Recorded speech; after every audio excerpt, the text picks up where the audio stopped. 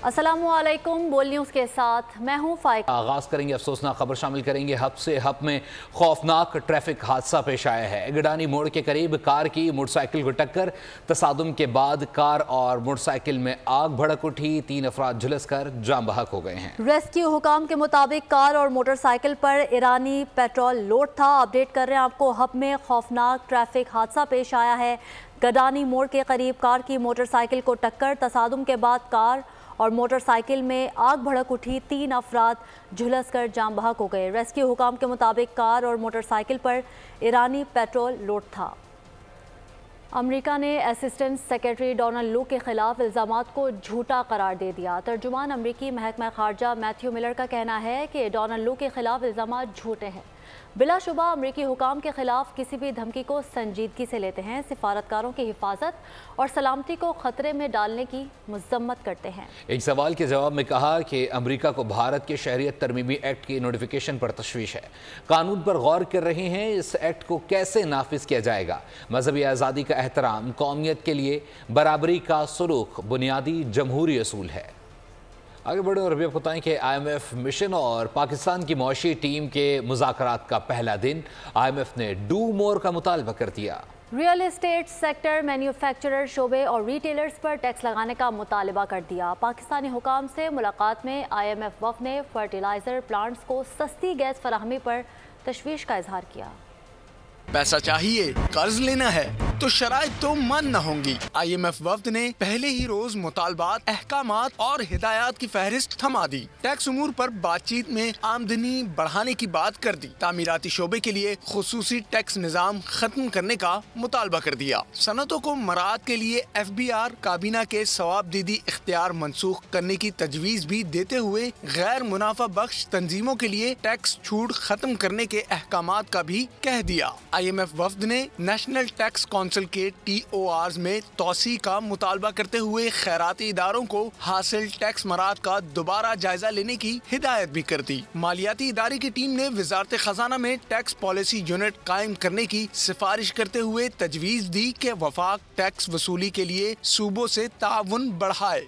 BISP हुकाम ने मेहमान वफ्द को ब्रीफिंग में बताया, अदायगी का नया निज़ाम मुतारिफ कराया गया है। नए बैंकिंग मॉडल से सालाना 2 अरब बचत होगी। IMF मिशन की वज़ीर ख़जाना मोहम्मद औरंगज़ेब से मुलाकात का एलामिया जारी कर दिया गया। वज़ीर ख़जाना ने IMF मिशन की पाकिस्तान आमद पर खैर मकदम किया। इक़्तिसादी तरक्की और इस्तेहकाम के इस्लाहाती एजेंडे पर काम के अज़्म का इजहार किया। IMF मिशन चीफ नासिन पोर्टर ने वज़ीर ख़जाना को तकर्रुरी पर मुबारकबाद दी।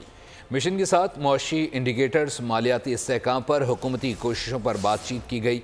इदारा जाती इस्लाहात, तवानाई शोबे और हुकूमती इदारों की गवर्नेंस पर तबादला ख्याल किया गया।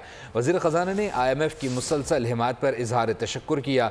वज़ीर ख़जाना ने दूसरे जायज़े के दौरान नतीजा खेज़ मुलाकातों की उम्मीद जाहिर की है। सब कुछ हमारे पास है, किसी IMF के पास जाने की ज़रूरत नहीं। वज़ीर दिफ़ा ख्वाजा आसिफ कहते हैं, ऐसे मंसूबे मौजूद हैं जो मुल्क को बहुत आगे लेकर जा सकते हैं। सिर्फ तवज्जो देने की ज़रूरत है। टांगें खींचने से मुल्क पीछे ना रह जाए। कल जो हुआ बहुत अच्छा शगुन था पाकिस्तान की बेहतरी के लिए। इसके बारे में यही कहा जाता है कि अच्छी बात है, अच्छा शगुन है कि वफाक और सूबे जो है मिल के जो है उनके प्रॉब्लम जो है।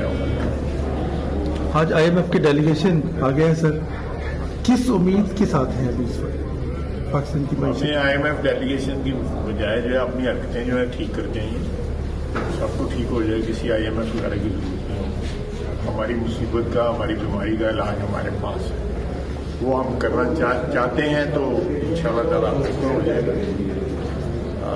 अदरवाइज ये IMF वाले आते रहेंगे, जाते रहेंगे, इसी तरह ट्रैफिक लगी रहेगा। IMF ने नए कर्ज प्रोग्राम के लिए सख्त मुतालबात किए तो दूसरी जानिब चीन ने पाकिस्तान को खुशखबरी सुना दी। अमरीकी मुआशी जरीदे ब्लूमबर्ग की रिपोर्ट के मुताबिक चीनी कौंसल जनरल का कहना था कि बैरूनी कर्जों की परेशानी पर काबू पाने के लिए चीन पाकिस्तान से माली ताउन जारी रखेगा। अमरीकी मुआशी जरीदे ब्लूमबर्ग की रिपोर्ट। पाकिस्तान में कौंसल जनरल का कहना था कि बीजिंग ने कर्ज़ों की अदायगी के लिए पाकिस्तान पर कभी दबाव नहीं डाला, बल्कि हाल ही में $2 अरब का कर्ज रोल ओवर भी किया। चीन को पाकिस्तान की माली मुश्किलात का अंदाज़ा है। चीन पाकिस्तान को कर्ज़ों के भंवर से निकालने में हर मुमकिन ताउन जारी रखेगा।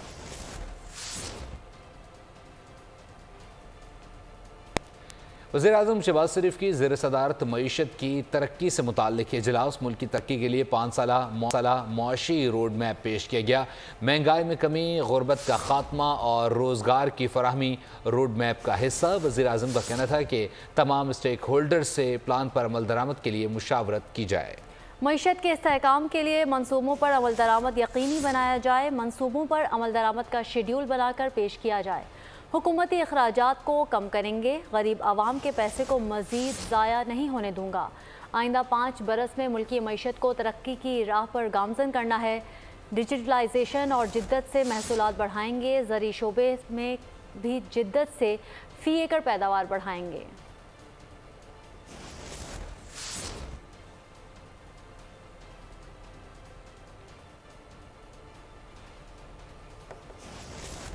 पेशावर हाई कोर्ट ने सुन्नी इत्तेहाद काउंसिल की मखसूस नशिस्तों की दरख्वास्त खारिज कर दी। अदालत ने कहा सियासी जमातों को मखसूस नशिस्तें मिल सकती हैं, आज़ाद उम्मीदवारों को नहीं।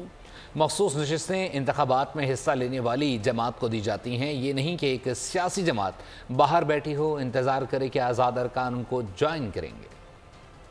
पेशावर हाईकोर्ट ने सुन्नी इत्तेहाद काउंसिल की मखसूस नशिस्तों की दरख्वास्त खारिज कर दी। जस्टिस इश्तियाक इब्राहिम की सरबराही में 5 रुकनी बेंच ने मुत्तफिका फैसला सुना दिया। अदालत ने रिमार्क्स दिए, सियासी जमात को मखसूस नशिस्तें मिल सकती हैं, आज़ाद उम्मीदवार को नहीं। दौरान समाअत अदालत का कहना था इंतखाबात में हिस्सा लेने वाली जमात को मखसूस नशिस्तें मिलेंगी। बैरिस्टर अली जफर का कहना था सुन्नी इत्तेहाद काउंसिल ने इलेक्शन नहीं लड़ा, लेकिन ये जरूरी नहीं, बाइकॉट भी इलेक्शन का हिस्सा होता है। इलेक्शन कमीशन पार्लिमानी और पॉलिटिकल पार्टी में फर्क करने में कंफ्यूज है। अदालत ने पूछा अगर एक पार्टी इलेक्शन ना लड़े क्या वो फिर भी पॉलिटिकल पार्टी होती है? सियासी जमात तो सीटें जीतने के लिए इलेक्शन में हिस्सा लेती है। अदालत ने इस्तफसार किया कि क्या आज़ाद उम्मीदवार को आज़ाद रहते हुए भी मखसूस नशिस्तें मिल सकती हैं? अली जफर ने कहा नहीं, आज़ाद उम्मीदवार को किसी जमात में शमूलियत इख्तियार करना लाजमी होता है। अदालत ने रिमार्क्स दिए अगर आपके पास एक भी सीट नहीं तो आपको आज़ाद उम्मीदवार ज्वाइन नहीं कर सकते, कम से कम एक सीट तो जीतना लाजमी है। सुन्नी इत्तेहाद काउंसिल के चेयरमैन ने तो खुद भी आज़ाद हैसियत में इलेक्शन लड़ा। आपने एक ऐसी जमात में शमूलियत इख्तियार की जिसके पास एक सीट भी नहीं, मखसूस नशिस्तें क्यों दूसरी जमातों को ना दी जाए? तहरीक इंसाफ ने पेशावर हाई कोर्ट का फैसला सुप्रीम कोर्ट में चैलेंज करने का ऐलान कर दिया। बैरिस्टर गौहर ने कहा हमारी जीत को हार में तब्दील किया जा रहा है। इस गैर कानूनी गैर आईनी इकदाम से बदअमनी फैलेगी। जो नताइज आ चुके हैं उसको वैसे ही रहने दें। अगर किसी को उम्मीदवार को एतराज़ है तो वो मुतालिका फॉर्म पर जाए। Reserve seat related Peshawar high court का डिसीजन आ चुका है, उस पर भी खान साहब से मशावरत हुई है और इसको इंशाअल्लाह ताला हम बहुत जल्द सुप्रीम कोर्ट में चैलेंज करेंगे। हमारी सुप्रीम कोर्ट से दरख्वास्त होगी कि इस पे जल्द लार्जर बेंच बना के इससे जल्द फैसला किया जाए ताकि जिनका हक है वो उनको मिले। अगर आप हमारी जीत को शिकस्त में तब्दील करेंगे तो ये गैर आईनी गैर कानूनी एक नया फैलाव शुरू कर रहे हैं। हमारी इन सब से दरख्वास्त है कि जो नतीजे अखज़ हो चुके हैं उस नतीजों को एज इट इज़ रहने दे, जो उससे एग्रीड है वो अपने मुतालिका फोरम जाएगा। पेशावर हाई कोर्ट के फैसले के खिलाफ सुप्रीम कोर्ट जाएंगे। अगर हमें मखसूस नशिस्तें नहीं मिली तो मुखालिफिन को भी नहीं मिलनी चाहिए। आतिफ खान की बोल न्यूज़ के प्रोग्राम अब पता चला में गुफ्तगू। कहा मुल्क में जमहूरियत से पहले सियासी पार्टियों में जमहूरियत होनी चाहिए। हम फ़ौरन अभी इंशाल्लाह सुप्रीम कोर्ट में जाएंगे। हम चाहते हैं कि हमें ये सीट्स मिले। सुप्रीम कोर्ट भी ये फैसला करती है कि इनको ना मिले तो फिर हमारा पॉइंट ये होगा कि ठीक है हमें ना मिले लेकिन इनको भी ना मिले, ये मुनासिब नहीं है। मैं बिल्कुल इसकी तायद नहीं करता। कि जजों के ऊपर पर्सनल अटैक्स की जाए। जजों का भी एक सबसे ऊपर की एक चीज़ है ना, उनको भी अपने इस मनसब का ख्याल रखना चाहिए। अगर आपने मुल्क में जमहूरियत लानी है तो सबसे पहले पॉलिटिकल पार्टीज में जमहूरियत आनी चाहिए, केसेस ख़त्म करवाना और मैंडेट अपना दोबारा से लेना। इक़्तिदार सिर्फ हासिल करना नहीं होता, इक़्तिदार में आके आपने डिलीवर करना होता है, लेकिन डिलीवर करने के लिए आपको इक़्तिदार में भी आना ज़रूरी है। तो हमें ये सारी चीज़ें साथ लेके चलना होगा। चाहते हैं निज़ाम चले, आप बिल्कुल ख़त्म करना चाहते हैं, ऐसा है तो हम हर किस्म की लड़ाई के लिए तैयार हैं। असद कैसर ने इल्ज़ाम लगाया कि चीफ इलेक्शन कमिश्नर को काम के बदले कनाडा में सफ़ीर बनाने की पेशकश की गई। हमारे 10 MNAs क्यों ना हो ऐसी मज़ाहमत करेंगे, ये याद रखेंगे। उमर अयूब ने चीफ इलेक्शन कमिश्नर से मुसाफ़ी होने का भी मुतालबा कर दिया। इलियास मेहरबान को सेनेट इलेक्शन का इलेक्शन लड़ने पर, दिलेरी से लड़ने पर उन्हें मुबारकबाद भी दी। चाहते हैं कि कोई निज़ाम चले, लेकिन आप बिल्कुल ख़त्म करना चाहते हैं तो हम तैयार हैं आपके साथ। हर किस्म की जिस तरह तुम लड़ाई चाहते हो हम आपके साथ लड़ाई के लिए तैयार है। चीफ इलेक्शन कमिश्नर साहब को जो है ना कोई कमिटमेंट की गई है कि अगर आप ये करेंगे तो आपको एक अहम मुल्क जो है ना यूरोपियन, खास नहीं कनाडा के बारे में कहा जा रहा है कि उधर जो है ना आपको एम्बेसडर बनाया जाएगा। इनकी गलतफहमी है कि जिस तरह इनका सोच है कि भाई ये जो है ना बंदर बांट कर रहे हैं, हम 10 भी MNA होंगे ना, वो हम इस किस्म की इनके खिलाफ जो है जद्दोजहद करेंगे, मुज़ाहिमत करेंगे कि याद रखेंगे। चीफ इलेक्शन कमिश्नर को फिलफौर मुस्ताफ़ी होना चाहिए। सेनेट के कैंडिडेट चौधरी इलियास साहब को मुबारकबाद इसलिए पेश करना चाहता हूँ कि इन्होंने बड़े दलेरी के साथ इलेक्शन लड़ा। यूसुफ रज़ा गिलानी जो है उन्होंने अपनी कौमी असम्बली की सीट इसलिए छोड़ी क्योंकि उनका मालूम था कि मार्जिन उनका वहाँ पे इतना कम था कि किसी भी रिकाउंट या इलेक्शन ट्राइब्यूनल में वहाँ पे वोट डिस्क्वालीफाई हो सकते थे। इसलिए उन्होंने राय फरार इख्तियार किया और वो सेनेट की तरफ आए। चीफ इलेक्शन कमिश्नर को सफ़ीर बनाए जाने की खबरें बेबुनियाद हैं। तर्जुमान इलेक्शन कमीशन का कहना है कि ना हुकूमत ने ऐसी कोई ऑफ़र की, ना चीफ इलेक्शन कमिश्नर का ऐसा इरादा है। वो अपनी मुद्दत मुकम्मल करने के बाद मुल्क में ही रहेंगे। चीफ इलेक्शन कमिश्नर किसी भी बैरून मुल्क असाइनमेंट के तलबगार नहीं। उन्होंने ये भी कहा कि ऐसी अफवाहें फैलाने और उनको बढ़ाने वालों को तंबी की जाती है।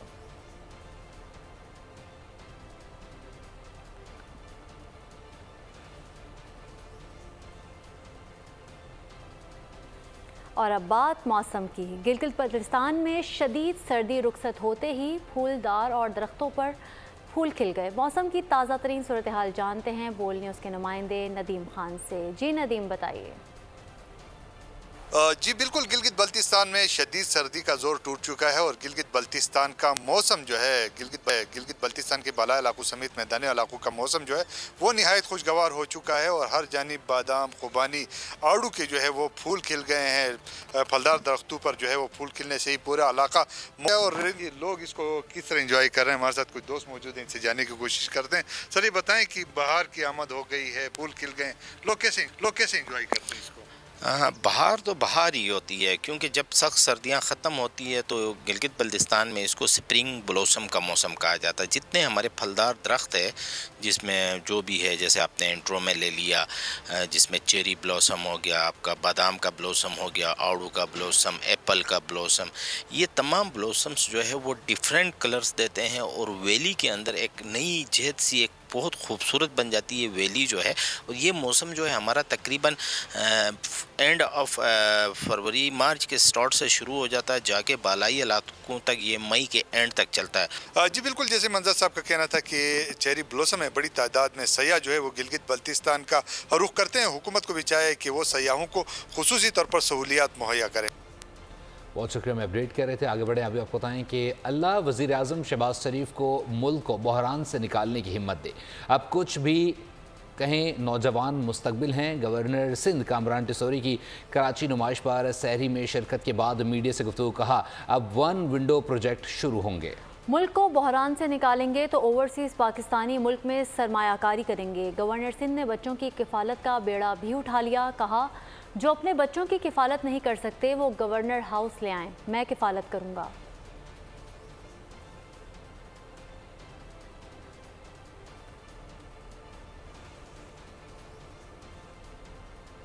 आगे बढ़ें, आपको बताएं कराची में जुराइम थम ना सके, शहरी अपनी हिफाजत खुद करने लगे। गुलशन मेमार जंजाल गोट के करीब शहरी की फायरिंग से मुबैना डाकू मारा गया। शरीफाबाद रेलवे फाटक के करीब मुबैना पुलिस मुकाबले के बाद एक मुलजिम पकड़ा गया, साथ ही फरार हो गया। पुलिस के मुताबिक मुलजिम आसिफ से असलहा, चोरी की गई मोटरसाइकिल और दीगर मसरूका सामान बरामद कर लिया गया है। माड़ीपुर से भी मुलजिम जख्मी हालत में गिरफ्तार कर लिया गया। लियाकताबाद नदी के करीब से एक मुलजिम जख्मी हालत में गिरफ्तार कर लिया गया। मुलजिम दानियाल से असलहा बरामद किया गया। सुरजानी टाउन पुलिस ने बदनाम ज़माना लैंड ग्रैबर को 2 साथियों समेत गिरफ्तार कर लिया, जबकि मिनी राइफल, पिस्तौल और गाड़ी बरामद कर ली गई। SSP वेस्ट के मुताबिक पुलिस ने इंक्रोचमेंट अमले के हमरा सेक्टर 10 में तजावुज़ात के खिलाफ ऑपरेशन किया था। गिरफ्तार मुलजिमान के खिलाफ ज़ाब्ते के तहत मुकदमा दर्ज कर लिया गया है। शादमान टाउन में क्रिकेट मैच के दौरान झगड़ा भी हुआ, फायरिंग से 2 अफराद जख्मी हो गए। इलाका मकीनों के मुताबिक झगड़े के दौरान लातों, घूंसों और बल्लों के वार से कई अफराद भी जख्मी हुए। लाहौर के इलाके समनाबाद में डाकुओं ने कार सवार खवातीन को घर की दहलीज पर लूट लिया। खवातीन शॉपिंग के बाद वापस आईं, घर के सामने 2 डाकुओं ने लूट लिया। मुलजिमान ने खवातीन से सोने की चेन, कड़े और अंगूठियां उतरवा लीं। लाहौर में 24 घंटे के दौरान जुराइम की 434 वारदातें रोनुमा हुई। चोरों ने मुख्तलिफ इलाकों में 13 घरों का सफाया किया। डाकुओं ने 25 अफराद से लाखों रुपए और मोबाइल फ़ोन छीन लिए। 58 मोटरसाइकिलें चोरी, 3 दीगर गाड़ियां भी चोरी हुई। मुख्तलिफ किस्म की चोरी की 286 वारदातें रिपोर्ट हुई हैं।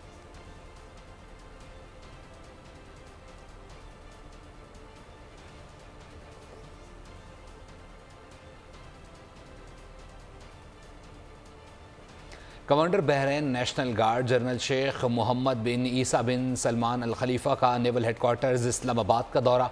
नेवल चीफ ने कमांडर बहरीन नेशनल गार्ड से मुलाकात के दौरान बाहमी दिलचस्पी के अमूर और 2 तरफ़ा बहरी ताल्लुकात से फ़रोग़ से मुताल्लिक़ तबादला ख्याल किया। कमांडर बहरीन नेशनल गार्ड ने ख़ित्ते में मैरीटाइम सिक्योरिटी के हवाले से पाक बहरी की काविशों को सराहा।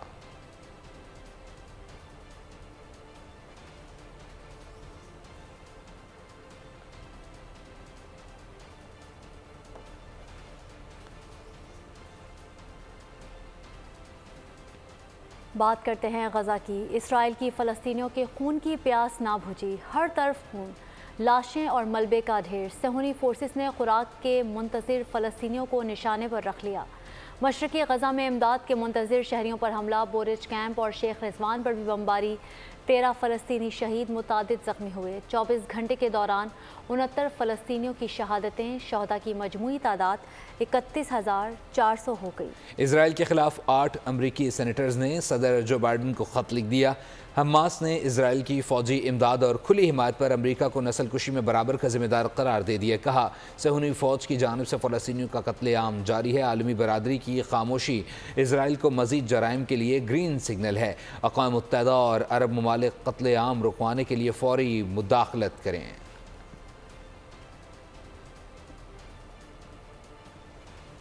और अब बात कर ली जाए रूसी सदारती इंतखाबात से मुतालिक। रूस में सदारती इंतखाब के लिए 3 रोज़ा पोलिंग का आगाज़ आज से होगा। व्लादिमीर पुतिन समेत 4 उम्मीदवार हिस्सा लेंगे। व्लादिमीर पुतिन 5वीं मुद्दत के लिए भी मजबूत उम्मीदवार हैं। एक बार फिर 6 बरस के लिए सदर मुंतखब होने का इम्कान है। रूस के 8वें सदारती इंतखाबात के लिए पोलिंग 17 मार्च तक जारी रहेगी। व्लादिमीर पुतिन ने इलेक्शन को मुल्क का इंतहाई अहम इलेक्शन करार दे दिया।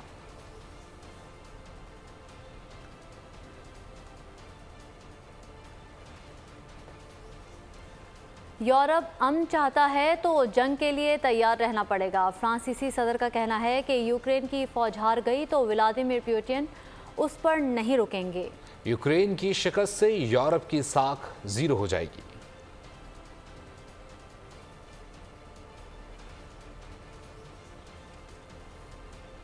और वे आपको बताएं कि तुर्की के शहर इस्तांबुल में एक बिल्ली के कातिल की रिहाई के खिलाफ एहतजाज शिद्दत अख्तियार कर गया, जिस पर तुर्क सदर रजब तय्यब एर्दोगान को मामले में मुदाखलत करना पड़ी और अदालत को मुजरिम के खिलाफ दोबारा मुकदमा चलाकर उसे सजा सुनानी पड़ी। 1 जनवरी को इब्राहिम जिस इमारत में रहते थे उसी में उन्होंने एरूसी नामी बिल्ली को लाते मार मार कर हलाक कर दिया था।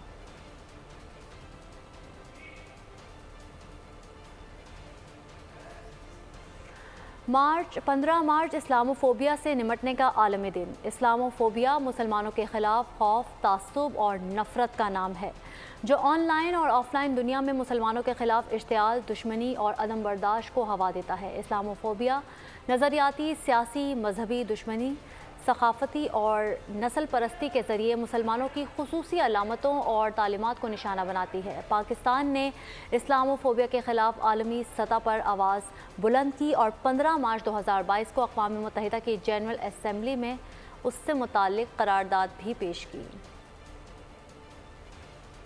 यौम पाकिस्तान के मौके पर खुसूसी मिली नगमा रिलीज़ 23 मार्च 1940 को करारदाद पाकिस्तान मंजूर हुई और मुसलमानों के लिए अलग रियासत का ख्वाब पाए तकमील की राह पर गामज़न। न्यूजीलैंड क्रिकेट टीम के दौरा पाकिस्तान का शेड्यूल का ऐलान हो गया है कि वह टीम 14 अप्रैल से पाकिस्तान का दौरा करेगी, जिसमें वो 5 T20 इंटरनेशनल खेलेगी। दोनों टीमों के दरमियान इब्तदाई 3 मैचेस 18, 20 और 21 अप्रैल को रावलपिंडी में खेले जाएंगे, जिसके बाद लाहौर 25 और 27 अप्रैल को सीरीज़ के बकिया 2 T20 इंटरनेशनल की मेज़बानी करेगा। T20 सीरीज़ के तमाम 5 मैचेस शाम 7 बजे शुरू होंगे। न्यूयॉर्क पुलिस के पाकिस्तानी ऑफिसर्स की तंजीम पल्स की कोशिशों से मार्च के महीने को पाकिस्तानी वर्से के तौर पर मनाया जा रहा है। इस हवाले से न्यूयॉर्क में पुरवकार तकरीब का एहतमाम किया गया। न्यूयॉर्क के मेयर और अमेरिका में पाकिस्तानी सफ़ीर मेहमान खुसूसी थे। तकरीब में पाकिस्तानी कौंसल जनरल आमिर अहमद समेत दीगर ने शिरकत की। तकरीब में पहले पाकिस्तानी निजात फेडरल जज रिजवान अहमद ने भी मौजूद थे। तकरीब के शुरका ने पल्स की कोशिशों को सराहा।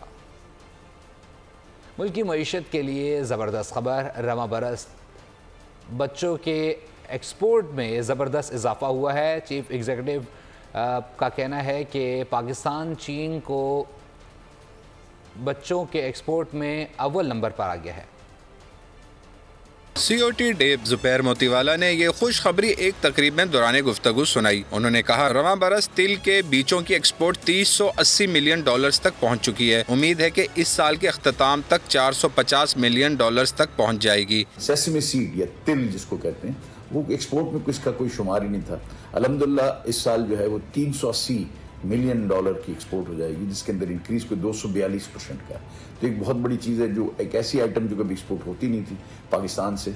हम चाइना के अंदर we are number 1 supplier of sesame seed, आज हम हो गए। DG एग्रो अत्तर हुसैन खोकर ने कहा कि तिल पाकिस्तान की वाहिद प्रोडक्ट है जिसकी एक्सपोर्ट में इतना जबरदस्त इजाफा हुआ। पाकिस्तान तिल के बीजों की पैदावार में रवा साल दुनिया में 9वें से 5वें नंबर पर आ गया है। इस साल इंशाल्लाह हमारा सेसमे का जो एक्सपोर्ट है $400 मिलियन तक पहुँचेगा।